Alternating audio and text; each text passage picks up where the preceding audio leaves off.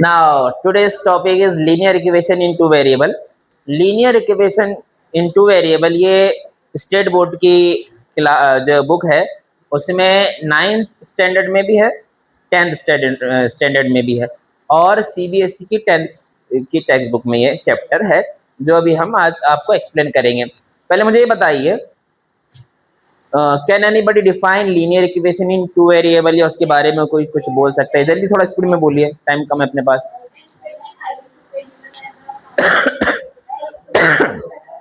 N equation having two variables and the power of each variable is 1। एकदम simple language में। उससे पहले linear equation पे जाने से पहले हम इक्वेशन देखेंगे।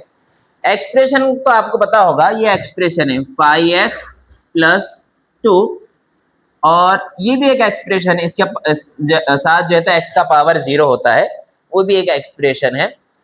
तो अगर दो एक्सप्रेशन इक्वल हो जाती है या उनके बीच में इक्वल की साइन होती है, if there is an equality sign then it is called an equation. ये इक्वेशन है। अब इसके अंदर एक वेरिएबल यूज हुआ है, इसको हम एज ए वेरिएबल यूज करते हैं, जो भी अल्फाबेट रहेगा।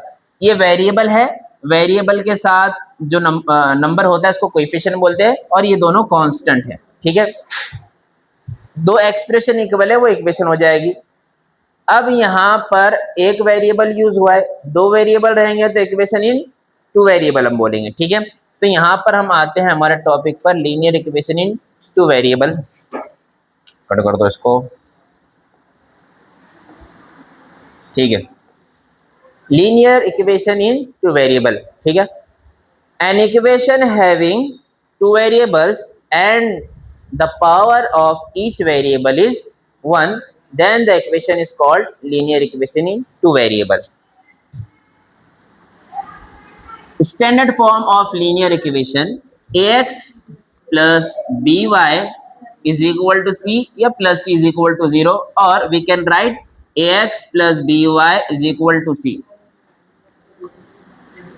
Where A B C are real number. A B C जो यहाँ पर आपको नजर आ रहा है ये रियल नंबर है, यानी इनकी प्लेस पर कोई भी नंबर आता है। रियल नंबर पता है ना, 9th क्लास में चैप्टर है रियल नंबर, यानी एक नंबर का सबसे बड़ा सेट, सारे नंबर उसके अंदर आ जाते हैं। Where A is not equal to 0 and B is not equal to 0। A और बी इसमें इक्वल नहीं होना चाहिए। अगर ए और बी 0 हो जाता है तो क्या होगा?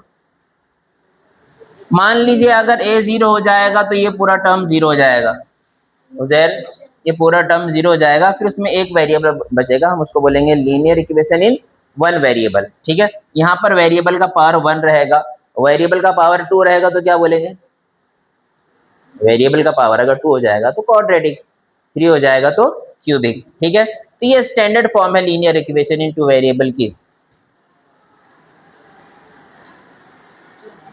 ठीक है, अब there are different method to solve linear equation in two variable. जो है तो एलिमिनेशन मेथड है, सब्स्टिट्यूशन मेथड है लीनियर इक्वेशन को सॉल्व करने के लिए, और क्रामर्स रूल भी है, ग्राफिकल मेथड भी, यानी ग्राफ के थ्रू भी आप इक्वेशन को सॉल्व कर सकते हैं। ठीक है, अब यहाँ पर टाइम 5 मिनट हो गए क्या? ये तो थोड़ा सा इंट्रोडक्शन था, एक दो क्वेश्चन हम देखेंगे। उससे पहले यहाँ पे मैं कुछ इक्वेशन लिखता हूँ। 5x + 3y = 7।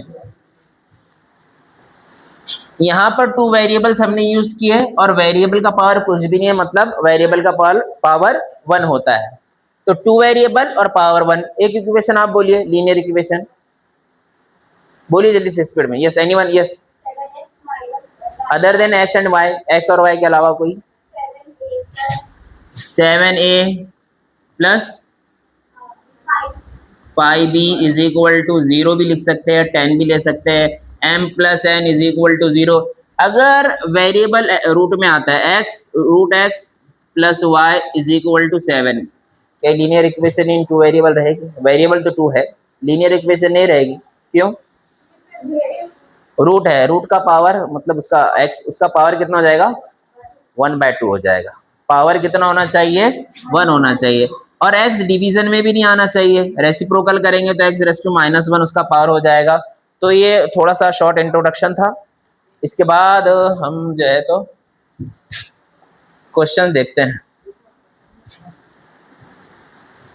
कर दो स्टॉप, नहीं स्टॉप मत करो। नेक्स्ट वीडियो में जो है तो हम देखेंगे क्वेश्चन। ये शॉर्ट इंट्रोडक्शन था, इतना ज़्यादा, क्योंकि आजकल जो है तो इतने ज़्यादा इंटरेस्ट से एजुकेशनल वीडियोस लोग नहीं देखते हैं, कुछ देखते हैं लेकिन बहुत सारे बच्चे जो तो हंसी मजाक उसके अंदर होना चाहिए, तो ऐसे वीडियोस देखे जाते हैं। खैर, एक शेर बोल के ख़त्म करेंगे अपन। तरक्कियों की दौड़ में उसी का जोर चल गया, बना के अपना रास्ता जो भीड़ से निकल गया।